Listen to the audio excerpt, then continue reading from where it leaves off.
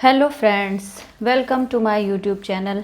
Friends, आप लोग को पता होगा कि अब नेक्स्ट मंथ में जो भी बच्चे यूजीसी नेट का पेपर देंगे उनके लिए बहुत कम टाइम बचा है।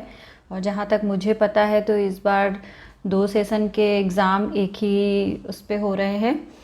ठीक है, तो जो भी बच्चे अब यूजीसी नेट की तैयारी कर रहे हैं उनके लिए मैं 2020 क्वेश्चंस करके लाई हूँ। और ये मेरे ऑब्जेक्टिव क्वेश्चंस नहीं है, इस पे मैं क्वेश्चन बताऊँगी और उसका कुछ डिटेल भी साथ में आपको दूंगी। यहाँ पे मैंने 4 ऑप्शन नहीं रखा है, बट जैसे क्वेश्चंस आते हैं जिन मतलब ज़्यादातर नेट में जो क्वेश्चन आता है थोड़ा डिटेल में या डीप में जाके जो बच्चे पढ़ते हैं तो उनको क्वेश्चन समझ में आता है। ठीक है, इसमें कुछ भी ज़्यादा ऊपर ऊपर से चीज़ें बहुत कम आती हैं। अगर आपने डीप में अच्छे से थ्योरी पढ़ रखी है तो आपकी कमांड अगर सब्जेक्ट में है तो आप अच्छे से उसको कर सकते हो।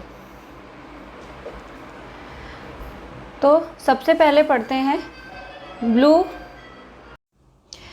फर्स्ट नंबर का हम देखते हैं क्वेश्चन। ये है ब्लू बियर्ड्स पेडिमेंट कहाँ पर स्थित है। ब्लू बियर्ड्स पेडिमेंट कहाँ पर स्थित है। ठीक है, तो जो ये ब्लू बियर्ड पेडिमेंट है पहले तो ये देख लेते हैं कहाँ से रिलेटेड है। ये है हमारा ग्रीक कला से संबंधित। और ये किसने बनाया था? ये बनाया था हमारा यूफोनियस। ठीक है, यूफ्रोनियस नाम है इनका। यूफ्रोनियस इंग्लिश में भी नेम लिख रखा है और साथ में आप पढ़ते चलिएगा क्योंकि जो वेस्टर्न आर्ट है उसमें इंग्लिश में नेम पढ़ने बहुत ज़रूरी हैं आपके लिए। यूफ्रोनियस ने बनाया था। और ये क्या था? ये ब्लू बियर्ड्स पेडिमेंट पहले हम देखते हैं, आपको दिखा देते हैं। ये देखिए, ये है पिक्चर। ठीक है, ये एक पैनल है। तो ये बनाया था यूफ्रोनियस ने। और कहाँ बनाया था? एक्रोपोलिस में। एक्रोपोलिस में एक भित्ति चित्रण बनाया था, उसका ये एक अंश है। ठीक है, इसको बोलते हैं ब्लू बियर्ड्स पेडिमेंट। और ये बनाया किसने था? ये यूफ्रोनियस ने बनाया था। इसमें मैंने जितने भी क्वेश्चन रखे हैं वो आप लोगों के क्वेश्चन जो पेपर आ चुके हैं उसमें से रिलेटेड कहीं ना कहीं कुछ ना कुछ इससे पूछा गया है। मैंने एज इट इज़ वही नहीं उठा के रखा है, बट इससे रिलेटेड या इसके आसपास की चीज़ें आई थी जो मैंने इसमें 20 क्वेश्चन में रखी हैं, ताकि आपको आइडिया लग जाए कि हमें कितना और कैसे डीप में पढ़ना है। ठीक है, तो ब्लू बियर्ड पेडिमेंट हो गया, ये एक्रोपोलिस में था। एक्रोपोलिस क्या है पहले थोड़ा इसको समझ लेते हैं कि जो हमने ग्रीक कला पढ़ी है, जैसे बच्चों ने डीप में पढ़ा होगा तो उन्हें पता है कि जो ग्रीक कला थी यानी जिसे हम शास्त्रीय कला कहते हैं, वो हमारे उसके 2 स्वर्ण काल माने गए हैं। यूनानी कला जिसको बेसिकली बोलते हैं, 2 युग माने गए। 2 उसमें वो डिवाइड होके उसका विकास हुआ। एक तो जो जगह थी तो एक संप्रदाय था उनका पेलोपोनेशियन। ठीक है, पेलोपोनेशियन एक संप्रदाय था जिसका केंद्र कहाँ था? ओलंपिया में। ठीक है, ये सारी चीज़ें आप नोट डाउन करना चाहें तो नोट डाउन कर सकते हैं, इंपॉर्टेंट चीज़ें हैं। इसमें से कथन भी आ सकता है या इसके अंदर कहीं से कुछ भी पूछा जा सकता है। ठीक है, और सेकेंड चीज़ क्या थी? पहला हो गया हमारा पेलोपोनेशियन जिसका केंद्र क्या था? ओलंपिया। और दूसरा था हमारा एटिक संप्रदाय जिसका केंद्र था हमारा एक्रोपोलिस। और हमारी पूरी ग्रीक जो कला है वो दोनों इन्हीं संप्रदाय में विकसित हुई है। ठीक है, तो जो एक्रोपोलिस जगह थी ये क्या है? एक बेसिकली एक नगर दुर्ग जिसको बोलते थे। तो ये कहाँ पे था? एथेंस में। इंपॉर्टेंट चीज़ें हैं। एक्रोपोलिस कई बार पूछा गया है क्या होता है। ये एक नगर दुर्ग होता है, एक मतलब ये उनका एक पवित्र स्थान था क्योंकि वहाँ पे बहुत सारे वास्तुकला से संबंधित निर्माण हुए। अलग अलग धर्म से मतलब उनका जो धर्म था उससे संबंधित वहाँ पे काम हुए, मतलब आर्किटेक्चर वगैरह वहाँ ज़्यादा मिला हुआ है, धार्मिक निर्माण बेसिकली हुआ है। तो ये उनका एक क्या था? पवित्र क्षेत्र भी माना गया है एक्रोपोलिस। ठीक है, तो एक्रोपोलिस इंपॉर्टेंट जगह है। और यहाँ जो चीज़ें थी उसमें अब जैसे कि एक तो सबसे ज़्यादा इंपॉर्टेंट है पार्थिनन। पार्थिनन आप जरूर पढ़िएगा डिटेल में। ठीक है, पार्थिनन जो भवन है इंपॉर्टेंट है। कहाँ पे है? एक्रोपोलिस में। इसके बारे में भी कई बार पूछा गया है। यहाँ पे मैंने आपको बताया है जो एक्रोपोलिस में भित्ति चित्रण का अंश है वो किसने बनाया है? Blue beards pediment. ये किसने बनाया? ये हमारा बना है यूफ्रोनियस। यूफ्रोनियस भी इम्पॉर्टेंट है क्योंकि ये क्या था? एक पात्र निर्माता था। ठीक है, पात्र निर्माता था। और ग्रीक में पात्र कला बहुत ज़्यादा विकसित हुई है। लाल रंग के पात्रों का बहुत इसने अच्छा मतलब अलग अलग तरीके से उसमें डिज़ाइंस और अलंकरण वगैरह करके बनाया, इसलिए फेमस रहा ये। ठीक है, अब क्या है, इसके ज़्यादातर काम तो नष्ट हो चुके हैं और जो भी काम मिले हैं वो ज़्यादातर पात्रों में कुछ हमें देखने को मिलते हैं। और एक ये हमें भित्ति चित्रण का अंश मिला है जो एक्रोपोलिस में है। क्या है नाम? यूफ्रोनियस ने बनाया है। नाम क्या है? Blue beard pediment. इंपॉर्टेंट है ये ब्लू बियर्ड पेडिमेंट, ठीक है। ये आप देख सकते हो, इसका ये पिक्चर भी मैंने लगा रखा है, ठीक है। नेक्स्ट हम पढ़ते हैं नियो रियलिज्म के प्रवर्तक हैं। अगर आपको ये क्वेश्चन का पैटर्न मेरा अच्छा लगता है तो मैं नेक्स्ट जो वीडियो लाऊंगी वो भी इसी टाइप के लाऊंगी, नहीं तो मैं ऑब्जेक्टिव क्वेश्चन पे जाऊंगी। ये मेरे को लगा कि अगर 4 ऑप्शन देने से अच्छा कि मैं उसी के बारे में थोड़ा आपको उसके आसपास का डिटेल में बता दूं तो ज़्यादा आपके लिए अच्छा रहेगा, ठीक है। नेक्स्ट हम पढ़ते हैं नियो रियलिज्म के प्रवर्तक हैं। नियो रियलिज्म के प्रवर्तक हैं हमारे कला समीक्षक पियर रेस्तानी, ठीक है। पियर रेस्तानी, थोड़ा सा इंग्लिश और हिंदी में नेम में डिफरेंस हो सकता है क्योंकि अलग वेस्टर्न नेम है तो उसका प्रोनाउंसिएशन अलग अलग भी होता है। इंग्लिश में इसलिए साथ में लिख दिया है पियर रेस्तानी। 1960 में क्या था कि उन्होंने ये नियो रियलिज्म का एक ये विचार निर्माण किया। और कहाँ पे किया था? मिलान में, ठीक है। बहुत लोग को कन्फ्यूज़न रहता है तो थोड़ा डिटेल लिख दिया है। अगर मैं 1 लाइनर बताती तो आप लोग उतनी जल्दी नहीं लिख पाते, तो थोड़ा सा डिटेल लिखा हुआ है। जिसको नोट डाउन करना है वो नोट डाउन भी कर सकता है।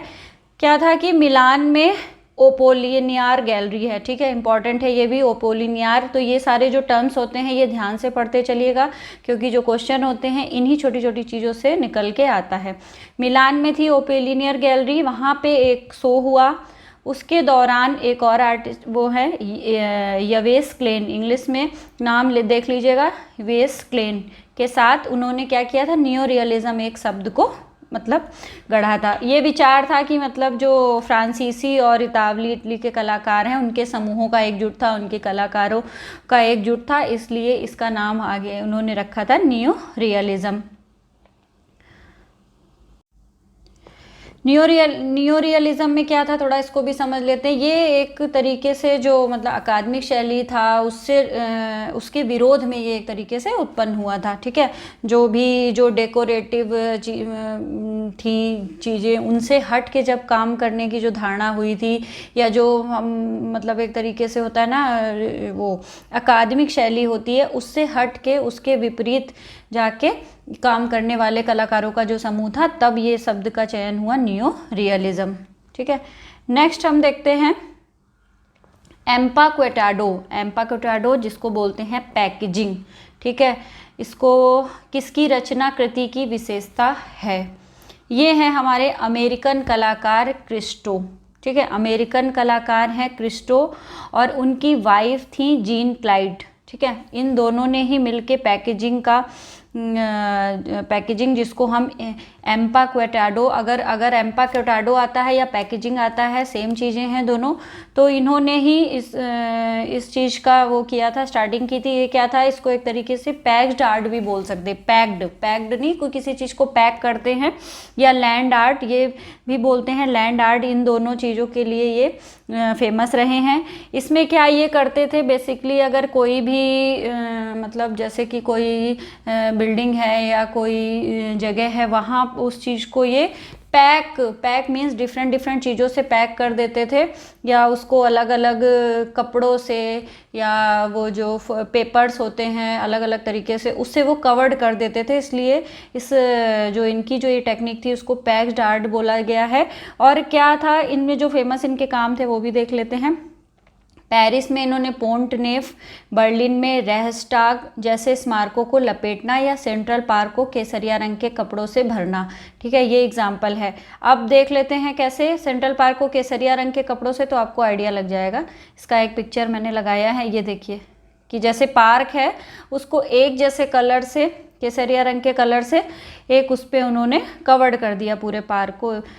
तो ये हो गया हमारा एक तरीके से जो ये हो गई पैक्ड आर्ट। इसके अलग अलग हैं, आप चाहें तो और डिटेल में देख सकते हैं नेट पे डाल के। क्रिस्टो अमेरिकन कलाकार, कहाँ के थे, बुल्गेरियन के थे बेसिकली, और अपनी वाइफ जीन क्लाउड के साथ मिलके इन्होंने पैक्ड आर्ट का निर्माण किया था और अलग अलग तरीके से इनके, और ये जो मैंने काम लिख रखे हैं ये इंपॉर्टेंट है क्योंकि इससे कई बार मैचिंग में भी आया है। पेरिस में क्या हो गया, पोंटनेफ, बर्लिन में रेस्टाग जैसे स्मारक हैं उनको इन्होंने कवर्ड किया है अलग अलग तरीके से। ठीक है, ये देखिए सेंट्रल पार्क न्यूयॉर्क का। नेक्स्ट है, ये देखिए एक और एग्जाम्पल भी लगा रखा है, पोंटनेफ इन पेरिस, ये भी देखिए कवर्ड कर रखा है इन्होंने। तो ये अलग अलग फॉर्म हैं, आर्ट मूवमेंट हुए, उसके अंदर अलग अलग कलाकारों ने अपने अपने तरीके से काम किया। नेक्स्ट है, वर्ल्ड क्राफ्ट काउंसिल, विश्व शिल्प परिषद की स्थापना किस वर्ष हुई थी? तो विश्व शिल्प परिषद की स्थापना 1964 में न्यूयॉर्क में हुई थी। शॉर्ट फॉर्म होता है WCC, 1964 न्यूयॉर्क। ठीक है, किसके इंपॉर्टेंट है ये चीज़ें भी, Ellen Osborne Webb, Ellen Osborne Webb, और सह संस्थापक उसके साथ में किसने, मार्गरेट पैच, और जो इम्पोर्टेंट नाम आता है श्रीमती कमला देवी चट्टोपाध्याय, इन दोनों इनके द्वारा की गई थी। ठीक है, इम्पॉर्टेंट नेम है, नेम को जरूर याद रखिएगा क्योंकि ये सारी चीज़ें मैचिंग में बहुत पूछता है। इसकी मैचिंग, अगर आपको एक भी मैचिंग आपके पकड़ में आ गई और आपको आंसर उससे मैच मिल गया तो प्रॉब्लम नहीं होती है, बट हमें इतना पढ़ना पड़ता है कि कोई ना कोई क्लू या कुछ तो हमें ऐसा मिल जाए। अगर हमने इतना पढ़ा है, इसमें से अगर कोई भी चीज़ आ जाती है, श्रीमती कमला देवी चट्टोपाध्याय भी आता है और आपको वर्ल्ड क्राफ्ट काउंसिल भी दिया है इससे रिलेटेड, तो आप उस पर आसानी से मैच कर सकते हो। ठीक है, तो ये सारी चीज़ें डिटेल में हैं। वर्ल्ड क्राफ्ट काउंसिल इंपॉर्टेंट है, 1964 न्यूयॉर्क में। नेक्स्ट है, इम्बॉसिंग किसे कहते हैं? इंपॉर्टेंट है ये भी और लोगों को पता भी होगा। इम्बॉसिंग क्या होता है? बेसिकली ये एक उभरा हुआ पैटर्न होता है, मतलब जैसे डिज़ाइन होती है जो उभरी हुई नक्काशी जैसे बोलते हैं, किसी पेपर पे या कपड़े पे जो उभरा हुआ होता है, जैसे ये देखिए इसमें दिया हुआ एग्जाम्पल में, तो उसको बोलते हैं हम इम्बॉसिंग। ठीक है, ये छोटे छोटे टर्म्स हैं, इनसे रिलेटेड क्वेश्चन बनते ज़रूर हैं और ये सारी चीज़ें एकदम नई नहीं हैं, सारी हमारे इसी सिलेबस से हैं। इसमें कुछ भी अलग नहीं है कि अगर हमारे बच्चों को लगेगा कि ये नहीं कुछ अलग से है, इसमें कुछ भी अलग नहीं है, सारे आपकी ही बुक्स से हैं। बट ये है कि ये इतना डिटेल है, जो छोटी छोटी चीज़ें हम लोग मिस कर देते हैं कई बार, उसी से उठा के क्वेश्चन बन जाता है। और नेट का पेपर थोड़ा टफ होता है तो इसलिए हमें इसमें थोड़ा ज़्यादा डिटेल में जाना है। स्पिरिचुअल आर्टिस्ट हैं, स्पिरिचुअल आर्टिस्ट हैं। स्पिरिचुअल आर्टिस्ट क्या मीन्स, स्पिरिचुअल आर्ट पहले क्या होती है? स्पिरिचुअल आर्ट क्या है? आध्यात्मवाद कला, नाम से ही पता चल रहा है, या आत्म कला, आत्मा लिख दिया यहाँ पे, आत्म कला या मध्यम कला या मानसिक चित्रकला का ही एक रूप होता है। मुख्य रूप से क्या होता है इस चित्रकला में?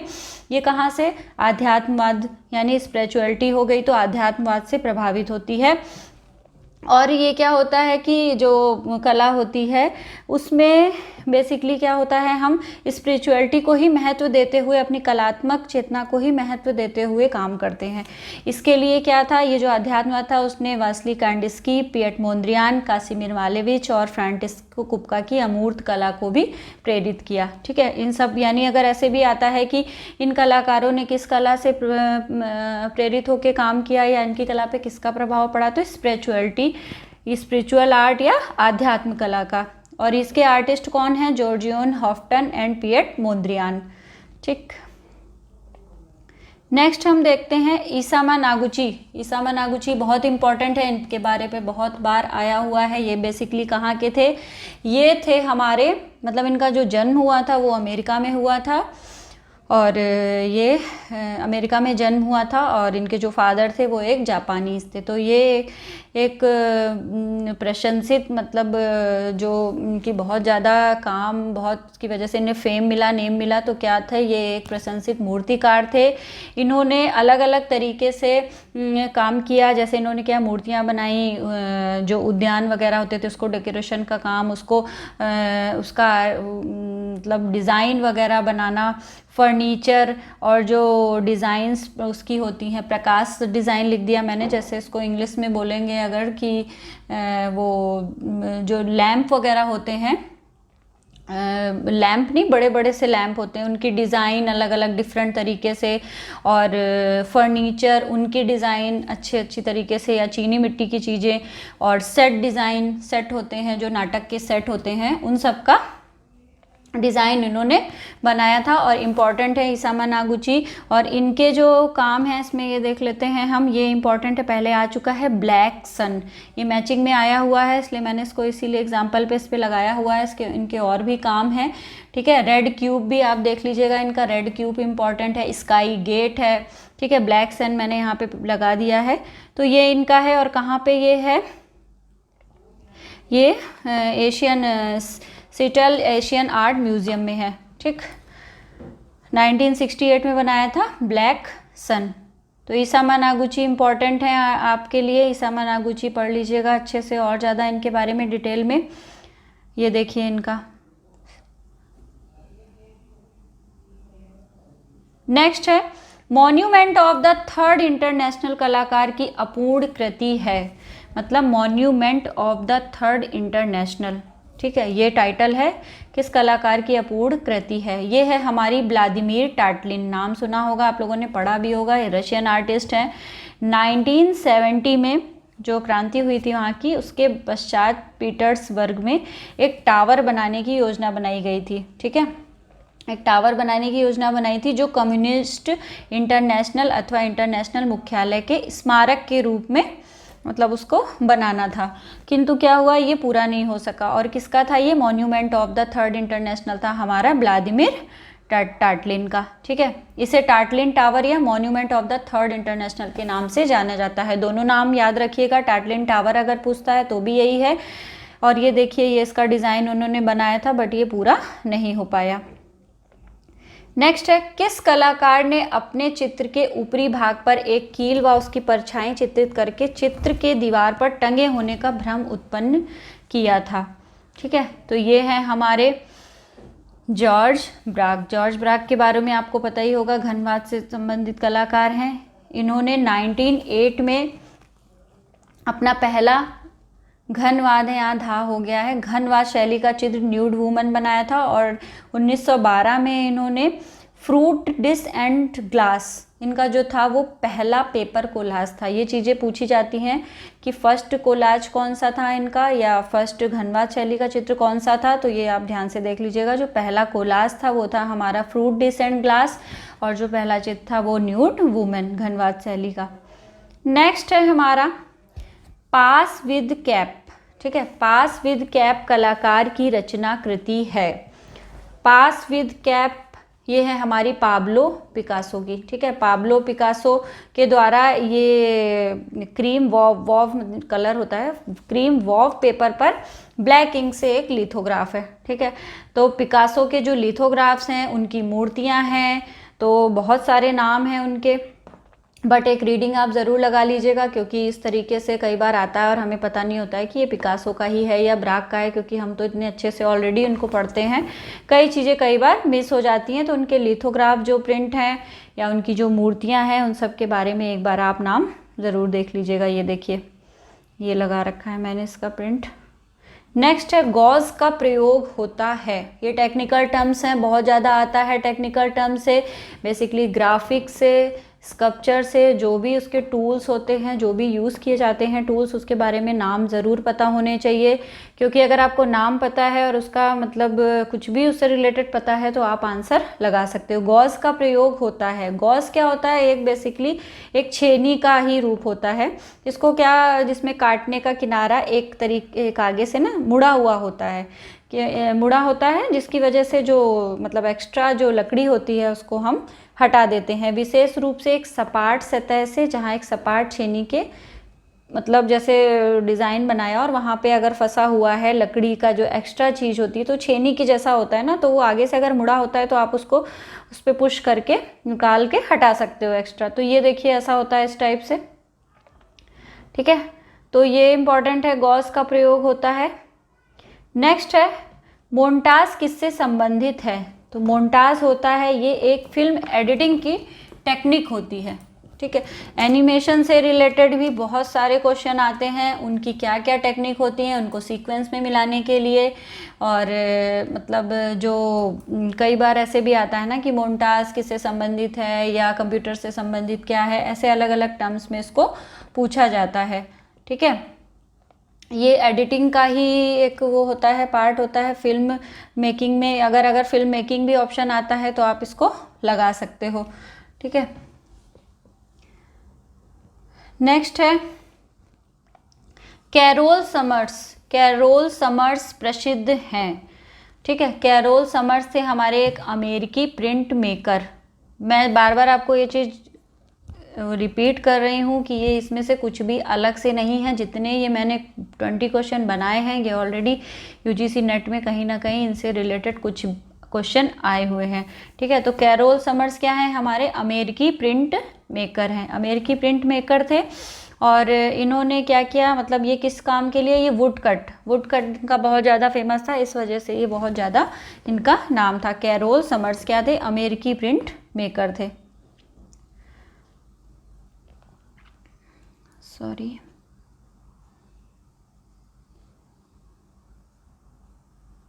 नेक्स्ट है स्टोरी ऑफ पैंथर किस कलाकार की है। स्टोरी ऑफ पैंथर है हमारी, इम्पॉर्टेंट है ये भी, मिकी पटेल। मिकी पटेल क्या है, ये एक भारतीय कार्टूनिस्ट हैं।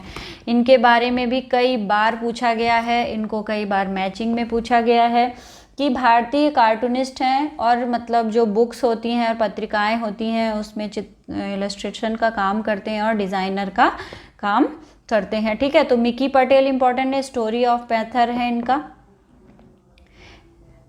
ये देखिए थोड़ा सा इनके बारे में और पढ़ लेते हैं। इन्होंने क्या किया, जो मतलब भारतीय जो राइटर हैं जैसे रस्किन बॉन्ड और सिगुन श्रीवास्तव, इनकी जो बुक्स हैं, स्नेक ट्रबल है रस्किन बॉन्ड की और सिगुन श्रीवास्तव की है the ghost rider of Darbhanga. इनके साथ साथ मरणोपरांत प्रकाशित अपनी खुद की the story of a panther जैसी कई बच्चों की किताबों का चित्रण किया है। अगर ऐसे भी आता है कि बच्चों की किताबों का चित्रण किया है और अगर कोई दूसरा नाम नहीं दिया है इनसे रिलेटेड, अगर इनका नाम दिया है तो हम ऐसे भी आंसर लगा सकते हैं, ठीक है। इन्होंने क्या किया, इन्होंने जो नेशनल बुक ऑफ ट्रस्ट है यहाँ दिल्ली की, उसके साथ इन्होंने कई अन्य चित्रकारों के साथ भी काम किया है, ठीक है। इम्पॉर्टेंट क्या क्या है इनके, नेशनल बुक ट्रस्ट के लिए इनके शीर्षक में था 1 से 10 एक शीर्षक, द बेस्ट 13, बापू के जीवन की कहानियाँ, रूपा द एलिफेंट, ये सारी चीज़ें शामिल थी। ये नाम एक बार पढ़ लेना क्योंकि कई बार इन नाम से भी पूछा जा सकता है, ठीक है। ये अंग्रेजी, हिंदी और अन्य अनुवादित संस्करण में भी प्रकाशित हुए थे। तो मिकी पटेल इंपॉर्टेंट है, इलस्ट्रेटर हैं और डिज़ाइनर हैं, बुक्स मतलब बुक्स में वो करते हैं डिज़ाइन, जो कार्टून वगैरह या होते हैं वो कार्टूनिस्ट हैं, ठीक। नेक्स्ट है तंचोई कला, तंचोल या टेंचोई कला। तंचोई टेक्सटाइल संबंधित है। तंचोई कला की शुरुआत 1940 में, बहुत लोगों को कन्फ्यूज़न है, तंचोई कला लोग बनारस का समझते हैं बट बनारस का ये ओरिजिन नहीं है। ओरिजिन इसका कहाँ है, हमारा गुजरात का। ये भी आ चुका है हमारे नेट के पेपर में, इसको पूछा जा चुका है। तो तंचोई कला की शुरुआत 1940 में हुई थी गुजरात से। अब क्या हुआ है कि धीरे धीरे अब जो बनारस के बुनकर थे उन्होंने तंचोई साड़ियों को, मतलब जैसे बहुत महंगा होता है तो क्या किया, उनको उन्होंने सस्ते उसके अलग अलग वो बना के उसका काम शुरू कर दिया है। बनारसी बुनकरों ने तंचोई साड़ियों में जरी का काम शामिल करके उसको बनाना स्टार्ट कर दिया, इसलिए इसे बनारसी तंचोई साड़ी भी बहुत लोग जानते हैं, ठीक। तो अगर ओरिजिन पूछता है, बनारस नहीं दिया होता है, गुजरात दिया रहता है तो हम गुजरात लगाएंगे अगर ओरिजिन दिया है, ठीक है। नेक्स्ट है एप्सिडल प्लान संबंधित हैं। एप्सिडल प्लान के बारे में भी कई बार पूछा गया है, ठीक है। ये किससे संबंधित होता है, ये हमारा संबंधित होता है वास्तुकला से, ठीक, टेम्पल आर्किटेक्चर में। इसमें अगर कई बार नाम दे देता है और पूछता है कि इसमें से कौन सा मंदिर है या कौन सा स्मारक है, जो भी अलग अलग चीज़ें पूछता है वास्तुकला से संबंधित, तो इसमें से कौन सा इस प्लान से, एप्सिडल प्लान से संबंधित है, ठीक है।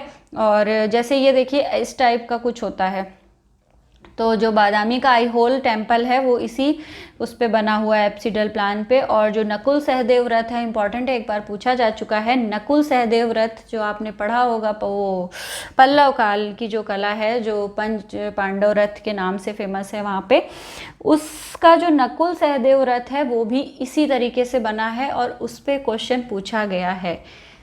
4 ऑप्शन थे, उसमें 4 ऑप्शन दिए थे, चारों रथ के नाम दिए थे, द्रौपदी रथ, भीम रथ सारे, और उसमें पूछा गया था कि इसमें से कौन सा है जो एप्सिडल प्लान से संबंधित है।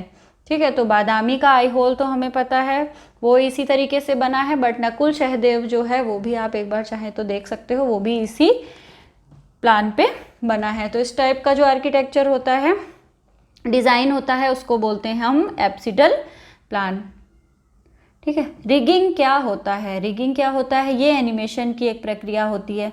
ठीक है, एनिमेशन की ये भी एक प्रक्रिया होती है। इसमें क्या होता है, 3D मॉडल के लिए स्केलेटन हिंदी में जिसे हम कंकाल भी बोल सकते हैं, उसको बनाने की एक प्रक्रिया होती है। जब उसको स्केलेटन हम बनाते हैं 3D मॉडल में, तो उसको बनाने की जो प्रक्रिया होती है उसको बोलते हैं हम रिगिंग।